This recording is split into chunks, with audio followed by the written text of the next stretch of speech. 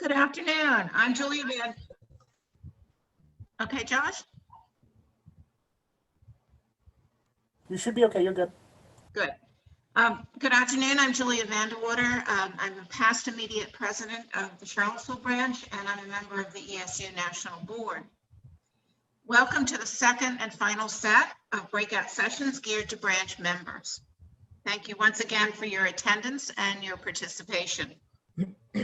As I noted the other day, the subjects for the breakout sessions emerged from branch members who commented during the regional roadshow events. Conversation with branch leaders across the country generated the topics to be addressed today. I am most grateful to the branch members and national staff who've been willing to present. We will use the meeting format with opportunities for everyone to ask questions. In the first segment, Alice Ohl from the national staff will further our knowledge of ESU national programs. This time, the Lord Morse scholarships, which provide up to $25,000 toward a semester of study at a British university to deserving students attending historically Black colleges and universities, or also known as HBCU. She will be joined by Serena Newberry, who is a Lord Morse Scholarship alum. Next, Alice will look at the T-Lab scholarships funded by branches for secondary educators in their respective communities. She will discuss the one-week travel learning experiences for lifelong learners who seek to immerse themselves in one subject. Alice, at this point, will be joined by a T-Lab scholarship alum, Stephen Weber. Finally, I will share my experience as a participant in the From Page to Stage program in Stratford-upon-Avon. Finally, in the second session, Susan Moffett-Thomas from Colonial, North Carolina, Josh Keppel-Gonzalez, national staff, and I will reflect on staying connected with branch members via Zoom. We and you are all members of this 300 million person group who have discovered Zoom. Just a small group, and we're all together. Susan will review her branch's efforts to engage members from the New Bern area in online virtual meetings. I'll offer some tips and reminders for a successful Zoom experience, and Josh will answer questions and offer sound advice. Alice?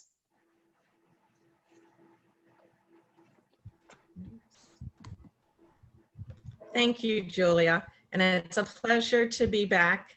I'm very happy to share a little more about these exciting programs with you. Josh, could you please put up the Lord Morse Scholarship slide?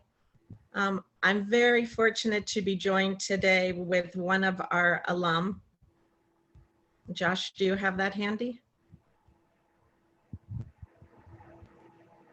Thank you. So as Julia mentioned, this is the scholarship that we've actually been featuring throughout the Centennial, thanks to Larry Morris. Thanks, Josh.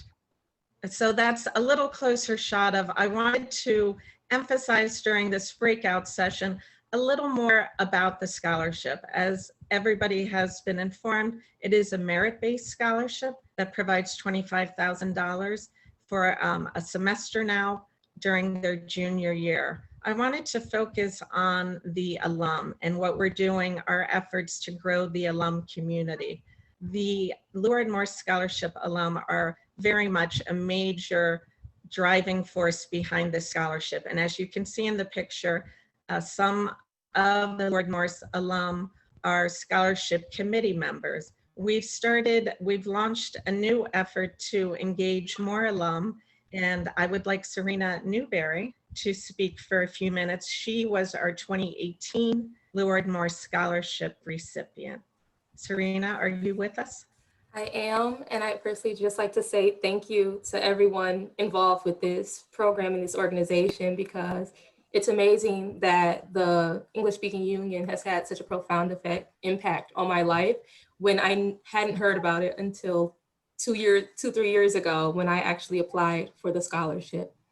And so for undergrad, my major was English education. And so when I was fortunate enough to be awarded the Lord Moore Scholarship, I studied Shakespeare, Intermediate Mandarin, Sensibility and Romanticism, and an education course, Culture and Identity, while abroad.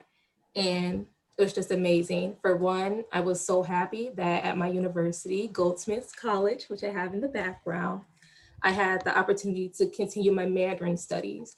And London has just an amazing Chinatown program. And I went to a wonderful large celebration for Chinese New Year. And so it just really showed how learning happens so much outside the classroom for experiences I never thought I would have. And so I'm from Detroit, Michigan, and my undergrad was in New Orleans, Louisiana. It was the first time I went that far from home. And so I never thought that I would have the chance to not just go abroad, but live abroad for an extended period of time. And while I was over there, I had the opportunity to visit locally the homes of John Keats. I visited the Shakespeare Globe Theater, and just constant opportunities to learn outside the classroom, and then visit nearby countries like Spain and Italy. And it's so hard to try and put it into words because it was just such an amazing opportunity, and it stretched so far because it affected the way I acted as a teacher from my nonprofit organization back in Detroit, and it impacted the way I saw the world for myself moving forward in my education once I came back home, and in what I'm doing now in law school, because I realized I had that passion for building relationships with people from different countries and learning about how people lived in their cultures. And so now I'm in law school pursuing a career in international law and public interest law, because I realized I want to continue doing that in my chosen field and building those relationships. And it just really clicked with me when I had the most amazing opportunity to see Princess Anne, Her Royal Highness Princess Anne in person, because one day while I was abroad, the educational director for the ESU, Carol Loso, sent me an email casually, just, would you be interested in coming with us to St. James Palace and seeing Princess Anne? I was like, this is amazing. I had to text my mom. And so I had the chance to go, and she was speaking with high school students who participated in the Shakespeare competition. And she was just amazing because she was just so sincere in meeting everyone. It wasn't a quick hello, shake your hand and move on. She asked them about their travel. She made jokes with them, and she was just amazing. She greeted everyone. And I was just like, oh my goodness, this is what I want to do. I want to do the work that brought me here. And so, yes, just so grateful for this program and for showing me what I wanted to do professionally and just all the opportunities that it's given me. So I'm happy I had the chance to share that. Thank you so much, Serena. Was everybody able to see Serena as she was speaking? Good, wonderful. Okay, and so Serena was one of our Lure Scholarship alum who actually got to come to national headquarters for her interview. This year, of course, things are a little different. We are still having scholarship applications coming in. We're doing outreach to HBCUs from national headquarters. We were meeting with the scholarship committee, and this year we will be doing the interviews via Zoom. But we are hopeful to find, again, another amazing candidate to award the scholarship to. Josh, if you could pull up, does anyone have any quick questions? If not, Josh, could you please pull up? Oh, Serena, there you are. Josh, next, could you pull up the TLAB slide, please?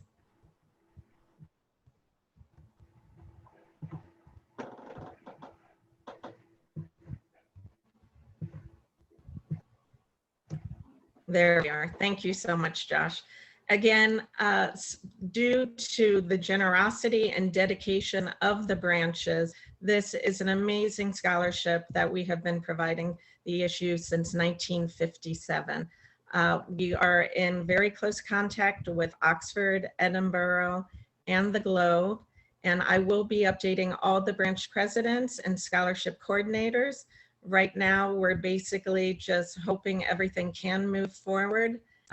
And I will be posting things on the website as soon as we have dates and information on that. I did want to emphasize the impact again of getting the alums involved and having them speak a little bit of their experience. So Stephen, I think I saw you out there. If you would like to, Josh, if you could put Stephen up on the screen so he could speak to his experience at the Globe and how he became an ESU New York branch member. Hi, everybody. My name is Stephen Weber, and I'm chuckling because I just saw that quote from me down there. You emailed that quote. You emailed that quote to me a few years back, and I reached out to Stephen just recently and said, "Is it still the gift that keeps on giving?" And he immediately emailed me back a whole page of how it's still affecting his life, his students, his colleagues. So if you could share a little bit of that with everyone here today. Definitely. So I teach English and theater at a high school in New York, in Chinatown, actually. It's Pace High School, public high school, affiliated with Pace University. And in 2015, I had this, I started directing the school plays a couple of years prior. And although I loved Shakespeare very much personally to watch and to read, I had never thought myself capable of directing a Shakespeare play, and I kind of wanted to. So I looked online to see if there were any programs that I might be able to be part of that might help me develop the skills necessary. So I immediately found the Teaching Shakespeare Through Performance program, which is affiliated with Shakespeare's Globe Theater. And I read all about it. Said this sounds perfect. It was a 3-week summer program, residency in the, I'm forgetting the name of the dorms that we stayed in, but they're right behind, they're part of the London School of Economics, and they're right behind the Globe Theater. So we stayed in the dorm right behind the theater, went back and forth all day long for 3 weeks, really all day long, doing acting classes and directing classes and textual analysis classes with the actors who perform at the Globe. And it was just such a rich experience because they prepped us to perform ourselves on the Globe stage. We did a performance of scenes from As You Like It, first on the Globe stage and then in the Wanamaker Theater right next door. And it was incredible. I mean, I would say it was a bucket list thing, but I never would have thought to put it on my bucket list. It was just beyond that. And so that experience was incredibly rich. As I said, it was 3 weeks in London. A lot of touring, as Serena said, the experience is similar to that, to hers, in that we had access to so many plays, theater excursions, and travel from there. After my experience there, I came back, and the following year I did direct A Midsummer Night's Dream. And I also got students involved in the Shakespeare Competition. And I think, Alice, you came and I don't recall if you judged or just witnessed, but you were definitely there when we had our in-school competition. And we've done it every year since. And twice now I've even had a student make it to the semifinals. Not to the finals yet, but one day soon. I've also directed Macbeth since then. And I can tell you that the students who performed in these plays, they've all said that they were the best work that they've done and that we've done as a group, because there's just something about Shakespeare and the difficulty of it that it's because it's difficult that you want to, reach and attain the level of the text and the demands of it, I guess. But the students loved it. I loved it. I was very proud of them and the work that we did together. Beyond that, I've maintained very close contact with the other teachers in the program. We have a Facebook group that's very active. There were 25 of us, I believe. And we have kept in touch during this era via Zoom. But when we were able to travel, and because I'm in New York and people pass through here frequently, I've seen probably half of the group one at a time as they've come through. And with the local people, we've maintained very close contact as well. One of the teachers, her name is Lean Marshall. She teaches in New Jersey. And last year, she went to a performance of Keith Hamilton Cobb's American Moor, which you may have heard of. It was off Broadway this time last year in October, produced by the Red Bull Theater, which does a lot of Shakespeare performances and Elizabethan and Jacobean. And it's a play that explores the intersections of race and Shakespeare and a whole lot else besides, but that's kind of the heart of it. And it's almost a one-man show. And she had met Keith Hamilton Cobb, and she brought him to, well, she didn't bring him to New York, but he was in New York performing, and she wanted to bring her students to see him. And the theater said they could do it, but they needed a certain number of students, and she had only half the amount. So she called me up, and I said, sure. Together, we did a field trip to take the kids for a student matinee of that show, which was incredible. And I had a Q&A with him afterwards. So professionally, the relationships have been very rich, supportive. I've learned so much from the colleagues that I've met through TSTP, and continue to learn from them, because as I say, we're always sharing new ideas and helping each other out. Another fun thing that happened, I guess about a year or two ago, if you're in the New York area, I don't know where everybody is located here, but there was the play Farinelli and the King, which was originally from the Globe Theater. And one of the actors in that was Colin Hurley, who was one of our teachers in the program. And he's a regular performer at the Globe Theater, but he was here in town, and he ran a workshop at the ESU. And as soon as we found that out, everybody that was here locally came, and even one of our friends from North Carolina flew up just for the workshop with Colin. And then we went to see his performance a night or two later. And so it's just been it has been the gift that keeps on giving. I know that's a little cliche and all, but it really has been. And I continue to be grateful for the experience, and thank the ESU for that. Also, I have since become a paying member of the ESU and active with the ESU players, which in our current situation, we do things online, mostly just for each other and for the joy of reading plays together. But it has been very sort of soul nourishing and fun, and something to look forward to week after week. But yeah, I think that's my story. Well, thank you so much. It's teachers like you that inspire all of us. And the fact that you're giving back to the organization and to the students and colleagues, it's just very inspiring. And we do plan on doing more workshops at ESU National Headquarters and also via Zoom. The Globe has told me they have plans for Zoom workshops, and some of them they've already started doing. So we will definitely be making certain the ESU is a part of that, and getting that information out to the branches and teachers and alums as well. Great. So thank you so much.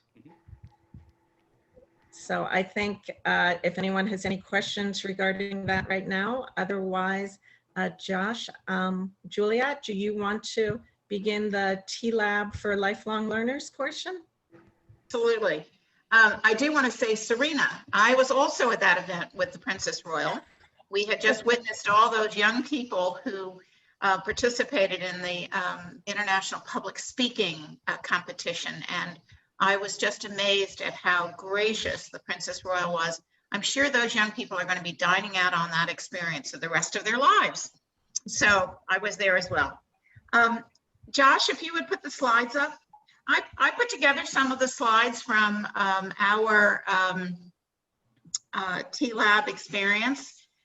It was in December of 2017. And I want you to look at the pictures. I always find a few pictures that are a bit odd. And so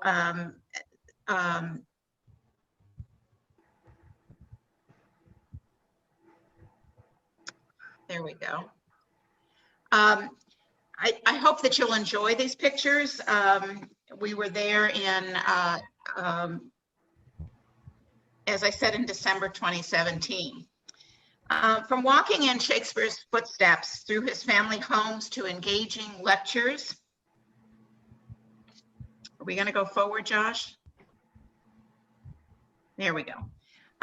With Shakespearean scholars, Professor Sir Stanley Wells, whom you'll see a picture of, and Reverend Dr. Paul Edmondson, we were immersed in an exclusive behind-the-scenes look into Shakespeare's life. We were treated to 4 performances I'm going to stop. This is the next one I want you to see. Oh, going the wrong direction. There we go.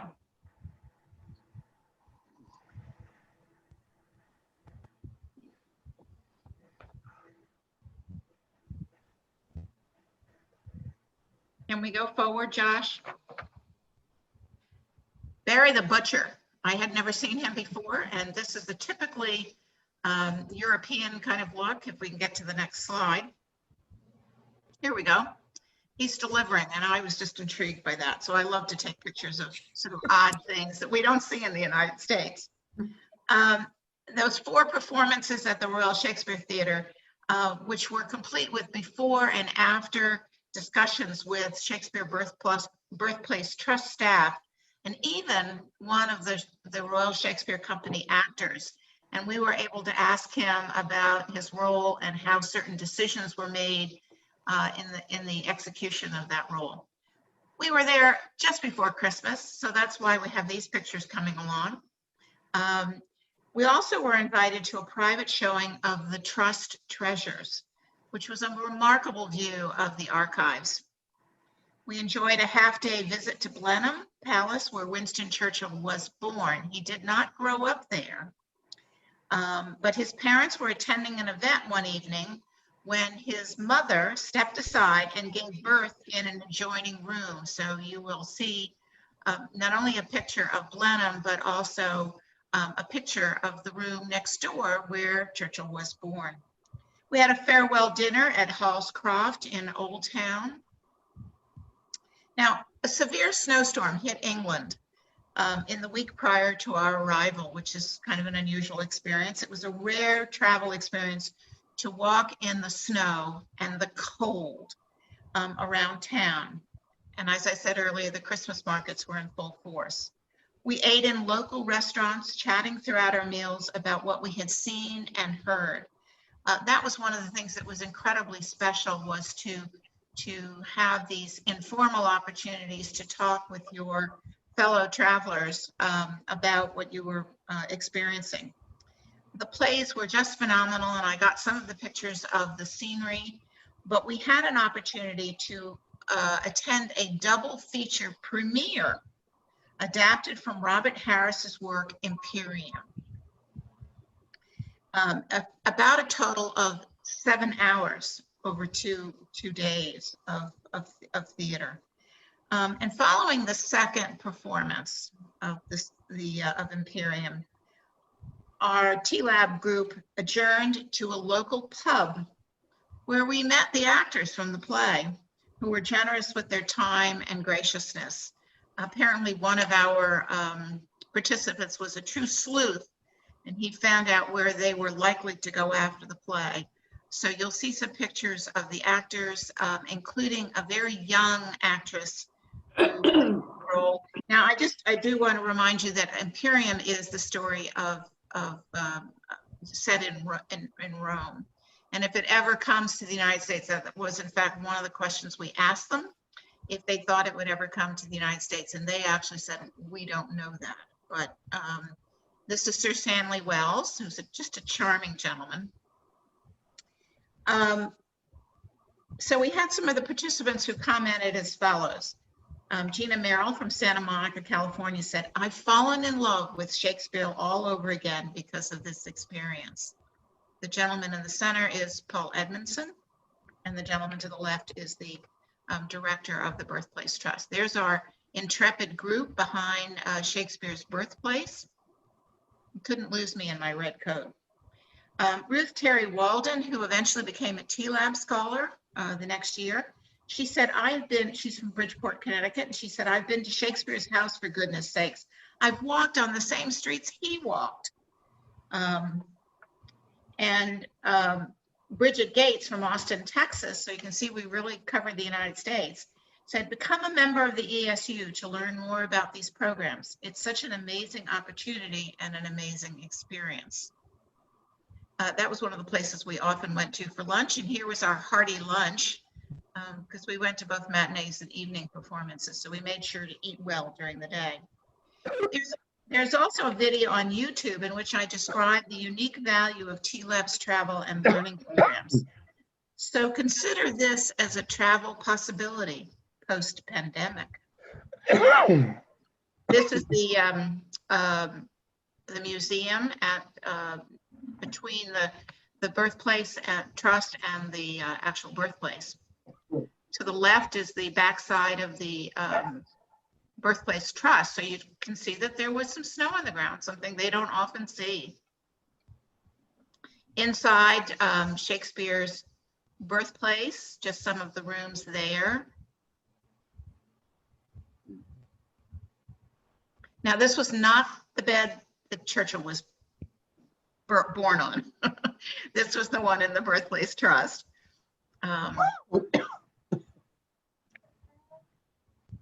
So you get a flavor of the period house that are available to you when you visit the birthplace Trust. Wonderful scenery. You can see there were some vacancies because the snow did prevent some people from using their tickets. What time did she say? I thought this was an interesting one that I took before the play actually started, and then took a close-up picture so you could see what some of those things were. Just the staging was phenomenal. This is Ricky Chick from Nashville, who is a member of the Nashville branch, and we had a chance to meet at in Washington last year. That was the scene for the Imperium. We were there early because it was warm in the theater and it was very cold outside. Here's Mr. Harris's 3 books, and this is the one that the play is from which the play is adapted. Some of the actors, the young woman who was in the play, and 2 of our participants in front. They were just, the actors were so friendly. Here's our group while we were getting our drinks and waiting for the actors to come in, although we didn't know the actors were coming. 2 more of the actors. You see all of the pictures of people who have acted at the Royal Shakespeare Theater. Blenheim, if you've never been, with a little snow. It was all decorated from Christmas. This was in fact the bed where Churchill was born. Our final dinner in London. We're at the end of the meal.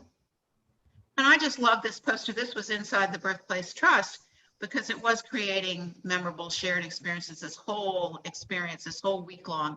I wish it could have been longer. I would have stayed for 2 weeks. We stayed in guest houses and ate locally. So thank you very much for letting me share those pictures with you. And I think we're now at the end of the first session of this one. I'm really so grateful that Stephen and Serena joined us. I hope that we'll see you again when we can all travel in person, and we'll look forward to that. So thank you all very much. We're going to start in a few minutes a session on Zoom, starting out with a representative of the North Carolina branch in New Bern. And I know she's signing on, so it will not be as seamless as it should be, but she will come on and talk about it.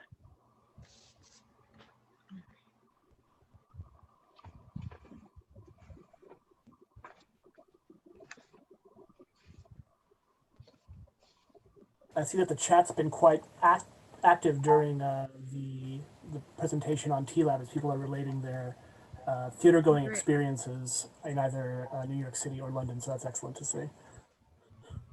Are there any questions, Josh? I don't see any questions. May Julia? Yes. It's Polly Cox in Denver. I was Polly. there the summer after you were there, and I took my granddaughter. I knew that. And that worked out really well. And I think someday she will probably join ESU, but she absolutely loved it. And it's a great thing to do, and it's not all that expensive. So I applaud your review of it. It made me think of all the good things that we did while we were there. Thank you. Did you have an opportunity to have a behind-the-scenes tour of the Royal Shakespeare Theatre, which was something we recommended? Did that make it in? No, we didn't. Oh, that's too bad, because we felt that would be a really exciting thing for theater goers to have a chance to Yeah, see. it's a Well- fabulous few days in Stratford. It really is terrific. So Alice, maybe you'll consider that for future trips to Stratford. I- as a I behind was the scenes just about tour. to say, please email me or call me with any I will. suggestions. I will. Actually just heard from Katie at the Birthplace Trust just the other day. She sends her best to everyone at the ESU, Oh, nice. as do our colleagues at Oxford and Edinburgh and the Globe. So they are in communication and all very hopeful that we will be able to resume in the summer of 2021. So I will keep you updated with all information. And But I know please, that, any suggestions, do yeah, send them. we'll do that, because we thought that Great. that would be a really, I thought it should actually be a little bit longer Okay. than just, because you spend so much time, a day getting there and a day getting home. And so we all could have, of course, this was before Christmas, but it would be nice to have had it a little bit longer. It did look like a pretty full schedule, so It is. an inspiring and invigorating one, but a full one. Yes. We did make some time during lunchtime to go to the Christmas markets. We were a motivated group, I must admit, but, and I think that, there are other places. I have been to Blenheim, but some of our group had not been to Blenheim. So they particularly enjoyed it, and I had never seen it at Christmas time. So it's a really beautiful place if you've never been. But anyone else? Is Josh going to start to switch us over to the Zoom meeting? Excuse me, this is Janet Haddock. I just wanted to let you know I'm on the call, or I'm phoning in. Great, thank you so much. Great, And Jim. I'll rename you. you did such a good job during the gala. Oh my gosh, technology. Had some technological issues. It was like a Saturday Night Live skit, Yeah, really. but it was a We kept wonderful We tried. experience. It was. It just, the videographer tried so hard to download it to the iPad, so I would have a teleprompter, but he only downloaded the first 5 sentences, and it was 5 Right. pages. So it really was. Well, that's I just just hope the nominees were not upset about the technology problem for the awardees. well, that is the issue of technology. There are always glitches. So before we move on, I just want to thank Stephen and Serena for taking time out of I know your busy schedules to be with us today. I loved hearing what you both had to say. I wish I were at the beginning of my teaching career rather than being retired. And Alice, once again, thank you so much for My pleasure. for participating and for gathering your new friends in our experience. So thank you. So Susan and Josh are going to be co-hosts with me, and we again thank Josh for his work the last 5 days. We are using again the meeting format of Zoom to encourage you to participate in this session. So obviously all of you know how to sign on to a Zoom meeting, but if you have questions that you think hi Susan. Hey, how are you? Good, that you might think of questions and comments that would be important to your branch members. We will have a Q&A period at the end when we'll ask you to resume your video and audio. In the meantime, register your comments and questions in the chat feature. And during the roadshow for Region 4, which is I've been the regional chair for them for the last 4 years, Susan shared, as did other people, their projected branch meetings for this time during the pandemic. And so many people just said, well, we're not doing anything. We're just going to take a year off. And yet Susan talked about what the Colonial North Carolina branch had planned for 2021. And it was really apparent that Susan needed to share that with us. So Susan, would you join? Yes, I'm happy to. With all that happened last beginning in March, we had to cancel a number of really good programs that we had scheduled for each month. And we did manage to have a Zoom meeting for the board for our annual meeting, but the actual annual meeting, which has always been a very lovely social event, we could not do that. So as through the summer, we had put together a really great program again for the year, monthly programs and activities. And in, I believe it was August, we just decided we could not really just forget about meetings and cancel them. And we talked about it, and we decided we just had to somehow figure out how we could work with Zoom for not only our board meetings, but also the programs, so we could go ahead and have them every month. It was a bit of a challenge at first, especially not so much joining as much as hosting. And also if people were going to participate and do their program on Zoom with the PowerPoint, we had to figure all that out. But we did, and with the help of Josh, our first, we had a board meeting in August, and that was our first real learning curve. But it worked well. And then our first presentation was in September, and it was James Beckwith, and his program had actually been scheduled for May, and we had to cancel it. But he had a PowerPoint, and he talked about how the very first thoroughbred race that was here in this country in the late 1800s. And it was just a fascinating program. He had never used Zoom either. He's retired. He taught at Duke. At Central University. He was a law professor. So it was an experience for him.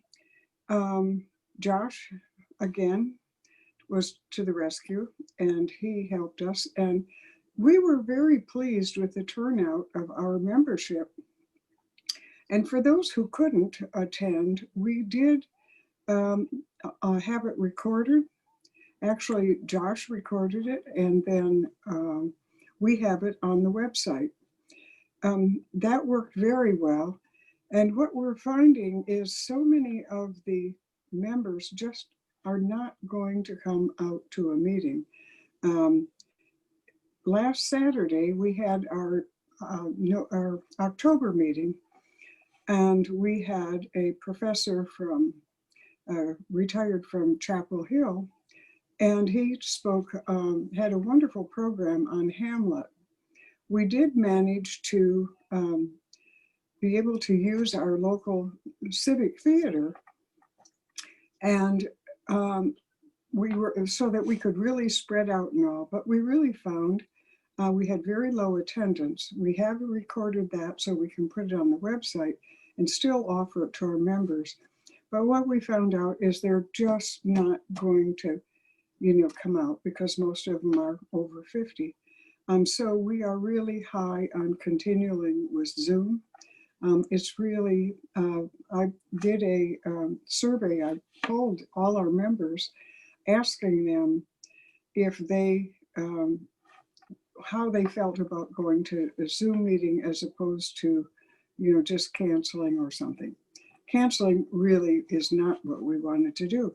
But pleasantly enough, most of them said, they were actually enjoying the Zoom meetings. They pop some popcorn and get a glass of wine out, and they just watch it and have a good time. So we're quite pleased with that. And, it's the way it is anymore. And I think, again, with the help of Josh, having somebody that can kind of give you that instruction in the hosting part and also with PowerPoints, it works very well. And it does keep the organizations together.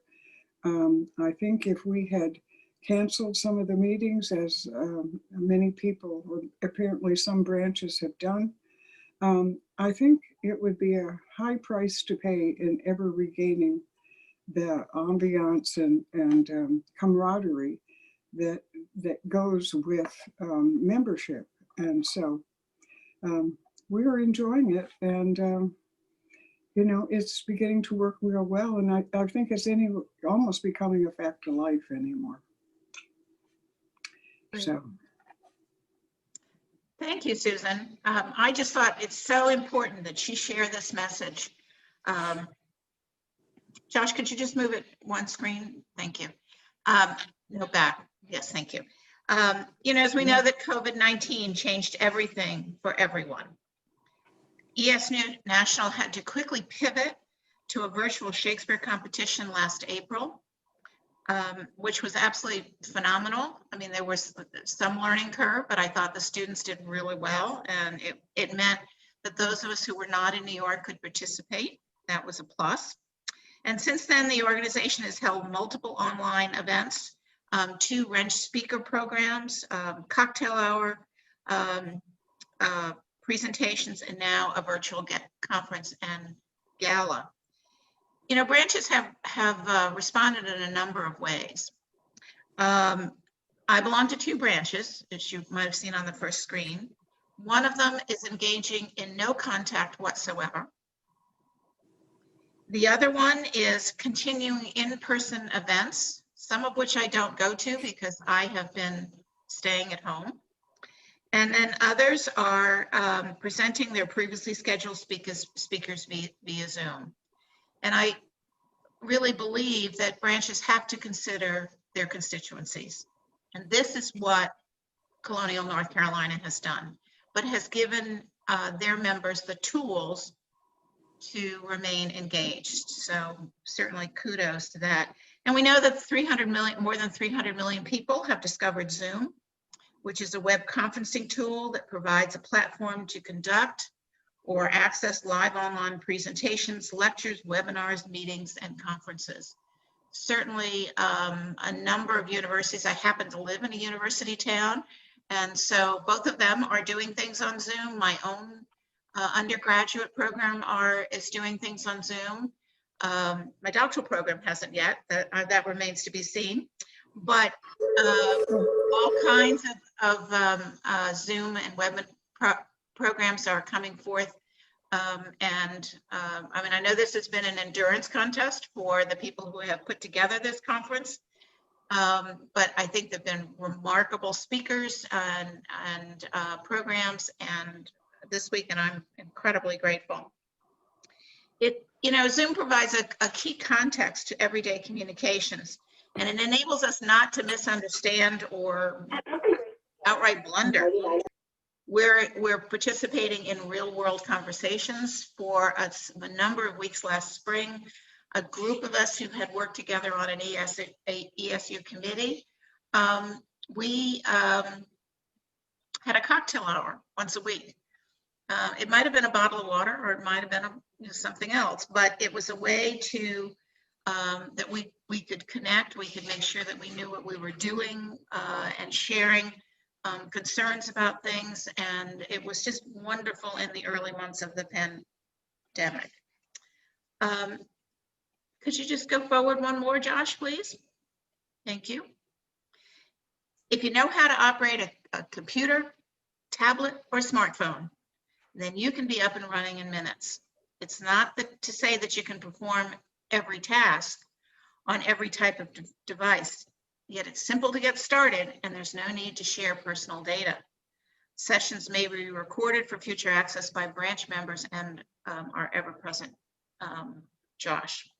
We are delighted that he's participating today to assist us when Susan and I falter, and I'm sure we both will at some point. You know, Josh, you're a national treasure.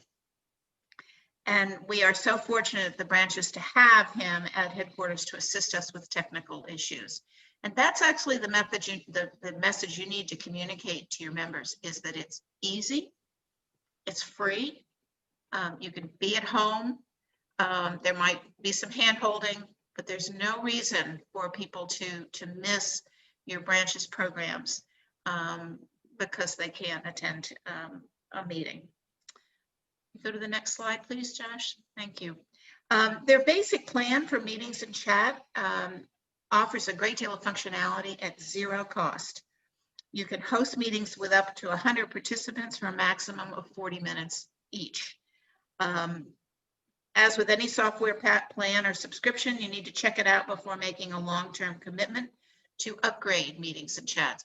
But I'm extremely grateful to the national headquarters for determining that we use Zoom, that they have gone to a really soup to nuts plan, which permits what went on this week.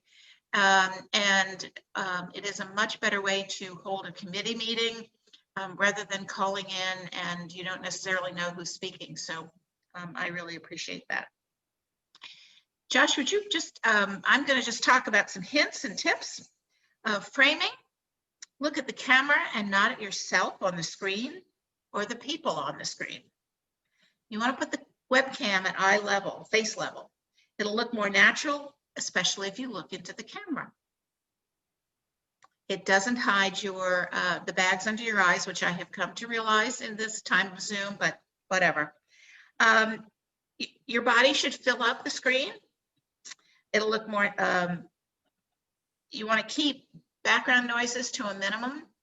So please put the puppy dog away, or maybe the kitty who'll climb across your computer. You want to mute your phone so that you're not hearing those sounds. And you want to try to be away from children, spouse, and pets. You want to be authentic, be yourself. Use a well-lit space. Practice at a time of day that you'll use so that you'll know how you'll be seen. If you sit in front of a bright window or lamp, you'll be in silhouette. One time I was on a Zoom meeting with Joshua, and I had a skylight in the room that I was in, and there was this huge light that was kind of shining down from above. So that was kind of unexpected. But if you sit in front of a bright window or lamp, you'll be in silhouette. So that's why sometimes we have people whose look very dark on the, they're in shadow. You want the light directly in front of you. Now, I looked at personal appearance. Some people don't brush their hair. They may wear jammies. That's okay, nobody will see those. But think about your appearance. It was interesting, one of the things I read said that you shouldn't wear red and white. So that kind of changed my wardrobe for the day. And you really want brighter colors that pop against your background. So I know that my hair kind of blends into the doors behind me. Consider your background. Remember, we're going to see it. So if it's messy, it's a messy room, we're going to see it. One source stated that virtual backgrounds can hide unkempt environments.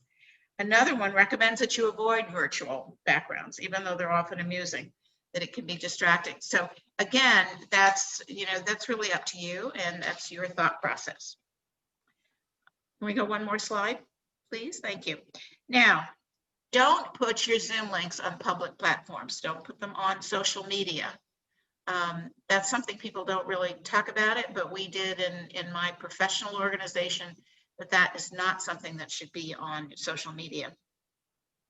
Ask your participants to come in with a video and audio off, and then inform them when you're going to begin recording, if that's important. In our case, we have a little red dot upper left hand, and remind them to turn off their video and microphone. Of course, allow traditional call-ins. We wouldn't have heard Polly if she had not called in, and that would have been a loss, because we're glad she's here. What you share should have a fairly large font and not be overly busy. Some folks will be viewing it on a phone screen, so you have to realize it has to be large enough for them to see it on a phone.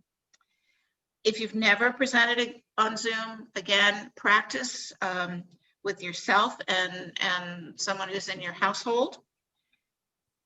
It's very important that the experience, and Janet was just talking about that a few moments ago, that the Zoom experience might not be perfect. Have patience with yourself and the participants. Grant yourself and participants grace and forgiveness. It's not hard. Zoom is not hard. It's just something new. So now I'm hoping the next slide will show Josh that I'd like him to share with us his pearls of wisdom.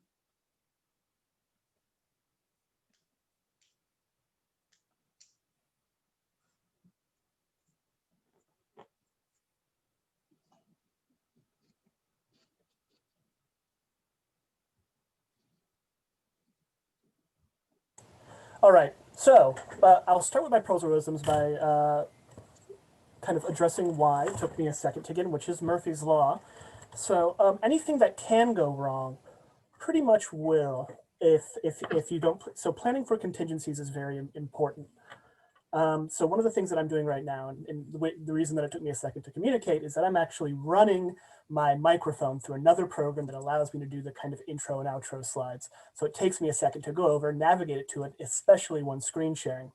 So that's another thing that I recommend to be familiar with, is the flow of where especially if you're screen sharing, where the files are, and preparing them ahead of time so that they're open and ready to be shared with your participants. It's very important that so that there's a kind of seamless transition from moment to moment that you can then just go directly into whatever you're presenting if you are screen sharing. I will see if I can have some fun with this.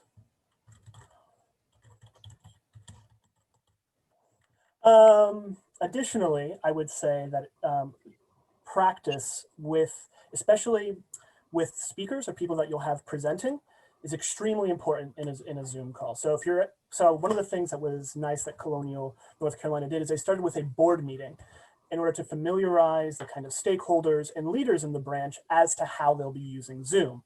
They then transitioned from that into an actual speaker. And one of the things that was important is when you transition to an actual speaker is that you're essentially moving from a meeting format where everyone can speak, and that there's also, I think, a higher kind of threshold for grace and people just accepting when there's technology issues, to actually presenting a speaker, to which you want kind of a more polished element. So the idea is, when you have a speaker, is doing practice runs with them. So that's something that I did with the Colonial North Carolina branch, and that I've done with other branches that have opted to use Zoom. So the Atlanta branch, I think that Charles Madry is on the call right now.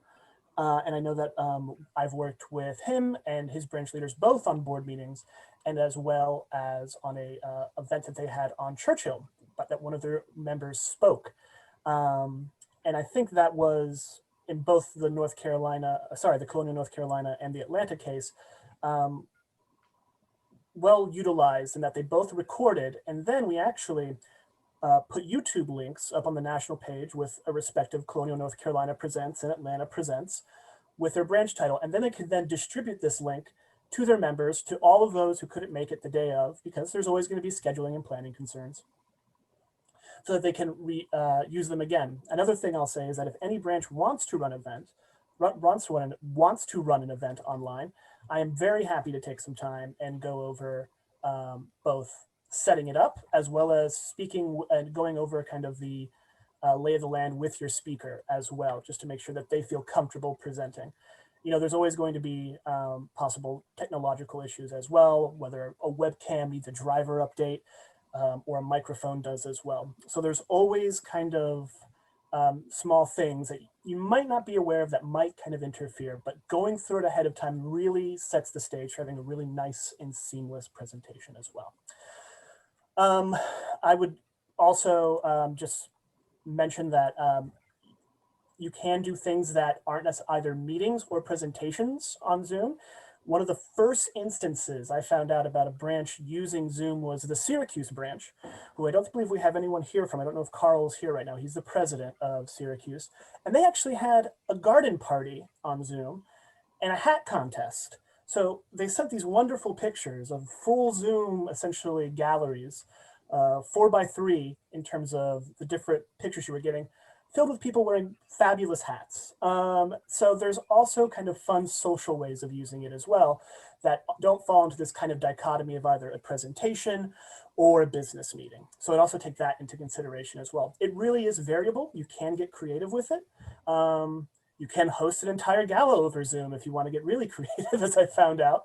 So there's really, the only limitations really is thinking about just from the basis of what can I do with a camera and a microphone and go from there. And I think Julia was very thorough in kind of detailing the importance of communication, and Zoom really allows for that in these moments when our traditional means and our traditional ways of getting together just really aren't available for most branches. So I won't go on anymore. I think that's enough, but those are some of my words of wisdom, as it were.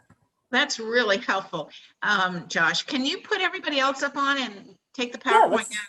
Let's put everybody else up, and then we'll go to the chat. I think there's some, I can't access the, Josh is our host on Zoom, so he will have to look into the chat. So no one's asked any questions in the chat, but if you have any questions, This is the feel free to time. put them in there. May I say something? This is Barbara Hughes from Central Florida Branch. One of the things Josh did for us, he sent us the prologue that we did for the happy hour things to us. And we had hired somebody from UCF, a college, and they are helping us with some of the technology things. So Josh is very kind to do that for us. The other thing that we did is we have sent links. I contacted, we have a lot of people that live in the Mayflower retirement home and also in the towers. And so I contacted people at both of those places, and they were willing to, we could send them a YouTube link and they would put it on their in-house televisions and, you know, would run the prologue and the music that went along with it. And so I think that's been very helpful to some of those people who particularly cannot and will not be able to get out. So that's what we have done. And we've run all of our board meetings and our committee meetings and all of our programs we're doing all the way through December on Zoom. And so thank heavens for technology. That's right. Barbara's one of those people who uses fun backgrounds, and we always have to ask her about them when we see her, because there's not always the same. I'm in the Green Gardens tonight. Yes, we had a comment that appeared on the screen that speakers felt that branches should share their speakers on Zoom. And so if it's possible, and that's not part of your, that's an acceptable feature of a contract with a speaker ahead of time. We need to do more of that, even sharing in a region so people can travel when we can travel. You know, that's one of the things I've loved about being a regional chair is to go to different branches. But this is our chance on Zoom to share our speakers with other branches. So that was a recommendation. It was a really good recommendation. And I want to also make a quick mention of the happy hour series. That is the brainchild of someone who's actually on the call right now, Jeff Schnabel. He kind of was the kind of branch impetus that got these going. And I want, if you're curious about what your members will, essentially if they're willing and want to or are interested in joining a kind of Zoom call for a kind of entertainment purpose, we are starting the happy hours back up in the new year. Just pitch those, see what the kind of turnout that you get. I know that those are our best turnout for those events tend to be when our local branch leaders get involved and pitch them. And that if your members start going to happy hours, they might also be more amenable in the future to doing events locally over Zoom as well, if you feel like there's some reticence to get started. It's a way of doing it that has no kind of administrative burden or cost to the branch itself, just a way of kind of taking the temperature of what the branch feels they would like to do online. I think they're a great opportunity for that. And there's a number of other online programs that we're running right now as well that can also serve as I know that if anyone from the Sandhills branch is here, after every happy hour, I would send them the kind of list of those who attended, just so they could follow up and kind of try to increase participation in their branch as well. So there's a number of good strategies that you can use to kind of increase the amount of interest that you have locally in these kind of events. Nationally, presidents or whoever has control of the email distribution list for your branch should notify people in advance of these nationally sponsored Zoom meetings, because perhaps they didn't get the email or the personal note, email note from someone they know, will encourage them to attend. Now, Judith Francis has said again, how about a mixer meeting between branches? And so throw that one out for everybody to think about. That would be fun. That would be fun. That would be fun. Any Could other? I Yes. just want to, I know that that there is the 40-minute limit, but I think that can be waived, because certainly when we did the program in September, there wasn't really a time limit. And Josh, I don't know if that's something you just arranged, but I don't think you need to really be concerned about. Well, just to go into that, because that's a good thing to bring up, Susan. Thank you. I don't know if you're finished. Okay. Oh, but I just wanted to mention, so what happened in the case of Colonial, North Carolina is that they ran this event, but it was going to be a speaker who would be over 40 minutes. So one of the things that we offer from the national headquarters as well is that if you don't want to pay for a Zoom account, but you do want to run a couple of one-off events, I do have a dedicated kind of generic Zoom account that I will either schedule the meeting for you so that you can actually use a kind of paid license to schedule your Zoom your Zoom meeting. So this will allow you, if you want to do a meeting over 100 kind of participants, or if it has to go longer than 40 minutes, I will be happy to just send me a message if the time slot is available. Yeah, I'll go ahead and schedule that for you so that you can run these events. It's just a kind of an attempt to lower the barriers to people participating as well. So if you want to run longer meetings, or if you want to have a speaker show up but you don't want to pay for a Zoom account, let me know. I'm happy to work something out with you. Yeah, Daniel from Kansas City reminded us that that they have a paid account. And so, and we have Jeff Schnabel, who has said he wanted to mention the November 9th Centennial radio play. Jeff, do you want to speak to that? Yeah, Sure. I hope Jeff does. Let me just spotlight him. Yes, I'll just briefly mention that it's an upcoming event for all members throughout the country. On November the 9th, we're going to be radio play mystery comedy. This is an old-fashioned radio play that's in the genre of the 1930s and 1940s Sam Spade detective radio plays, but with a modern day twist. It'll be a live production with professional actors performing a mystery comedy that's titled The Case of the Missing Parents. And so the listeners will only be hearing the actors perform. It'll be just like an old-fashioned radio play. And it's being hosted by our Region 6 branches, which is Cincinnati, Cleveland, Indianapolis, Kentucky, Kansas City, and St. Louis. So it's really going to be fun, and we invite every member from every branch, if you can make it on. It'll be November the 9th at 7:30 p.m. Eastern time. How do we? Information about that? Oh, I think that might. We'll be sending out. Right now, more information about that's going to be going out Monday. Yes. To all members as across the country to kind of let them know about this event. Great, thank you for sharing that. Anyone else? Sure. This is the time that everybody unmute yourself and speak up. I want This to is the just time. say, I think that project sounds fantastic. Bringing all those people together for a fun evening. I mean, that really is something that I think we should all consider, just so that we have more, camaraderie among all branches, not just our own. But that is really great. Well, what's particularly fun about this is that the play was written by one of our Kansas City members, who is a playwright, and he's directing the radio play as well. So it has a Centennial theme to it. So it's really going to be fun. It sure is. Anyone else? Julia, this is Dave in New Yes. Orleans. As you can tell, I like the virtual background use.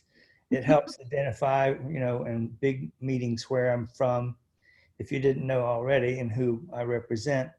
But I think it's a lot of fun for people to utilize that, because you don't worry about backgrounds so much in your home or anything else, and you can have a lot of fun with it. So some instructions I've sent out to some of our members in preparation for the gala, because we weren't sure how that was going to be broadcast, was how to do a virtual background. And I know Barbara Hughes enjoys doing it, as well as probably some others. So everybody's home is lovely and their faces are lovely, but sometimes it's fun to just throw something back there, and it's easy to do. But some instructions might need to go out on how to do that. So send those out to your members as an option for how they join different meetings. And someone the other day mentioned that they would love to have a virtual background of the ESU logo. Or the front facade of the building. Or the front facade of the building, yeah. I mean, but that was a specific comment that was made during something this week. Those would be really good ones. And, you just, you have the photo stored down, or it's on your desktop, and you go into Zoom and you select the lower left button for virtual. You hit the plus sign and you grab the photo and it's there. And it's at your option to use, and it's a lot of fun. Thank you. I always know it's you because of the background. There we go. There we go. And Daniel, thank you for your comments. You have a beautiful virtual background. Or is that your home? It's beautiful. No, it's a library, a special collection library at the university I attended. I thought it was sort of striking, and since ESU is about literature and books, it's fitting for this one. Well, thank you. A note just came across from Jane Easton and wanted a word from the UK. Jane? Hi, thank you very much for inviting me in this evening. It's really lovely to see everybody. I've got my very unprofessionally made virtual background here, which I made out of about 20 pieces of A4 paper, just trying to put together the logo for the Centennial and the ESU in the UK. So I don't think that's an exemplar, but what I really just wanted to say was that we found Zoom a great way of helping our members, many of whom are seniors, to involve their families, because they have the perfect excuse to say to the children and to the grandchildren, I'm going to be using this technology for the first time. Could you give me a hand with this, please? Help me set it up. And they can often do that virtually if they're having to isolate to keep themselves safe. And in doing so, they've also interested the family in the ESU content and the idea of the charity and what it is we do and all the great non-profit work that goes on. So I've had one or two really lovely stories about spreading the word about the ESU and its great work. just through that having to get your head around the technology. So I think that's a sort of slightly nice adjunct and one of the byproducts of what has been a very challenging time. And can I just take 2 seconds to pay my own tribute to Josh, who has done the most extraordinary job, you know, for many years, doing all sorts of roles for the ESU. But this time, this centennial celebration has been absolutely held together by your skills, Josh. And we'd all like to applaud you for that. And it's so nice to be seeing everybody and to meeting up with old friends on screen. So thank you to you all. I'm going to go off camera now and leave you to wind up. But thank you very much indeed. Thank you, Jane. Nice to see you again. And you. Jeff? Nope, just waving. Oh, just waving. Oh.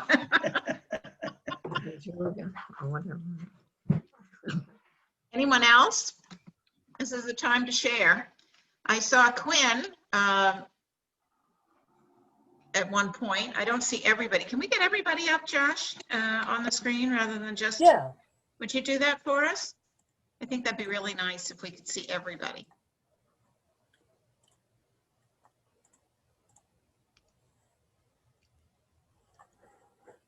So now, if you navigate to the top right-hand corner in the view screen, you should have the option to hit gallery when you hit view. And if you hit gallery, everyone will be present to you in kind of here we go. Brady Bunch style mosaic. Well, it's nice to see who's been on the call. And this is only those who have their cameras. Right. There's Quinn in his lovely home. I know that's not a virtual, that's an actual, and it's a beautiful actual. Nice to see Kathy Morissette. Kathy is the person who is responsible for entering all of our data, our membership data. And she's been absolutely wonderful through the years when I was a branch president. And so it's nice to see that Kathy's on the, I'm not sure who Steer is. Maybe they'll show their face. Julia, can I mention something? One of the things that would be nice, given with backgrounds, is, and we could supply the branches with this, would be because it is our centennial year, maybe a background that states the centennial year with the new logo might be a nice thing to have to add consistency, because we should tie as much to the centennial as possible, because, you know, this is our centennial year. And we could supply that to the branches because we have it from the, you know, we could revise what we've been using.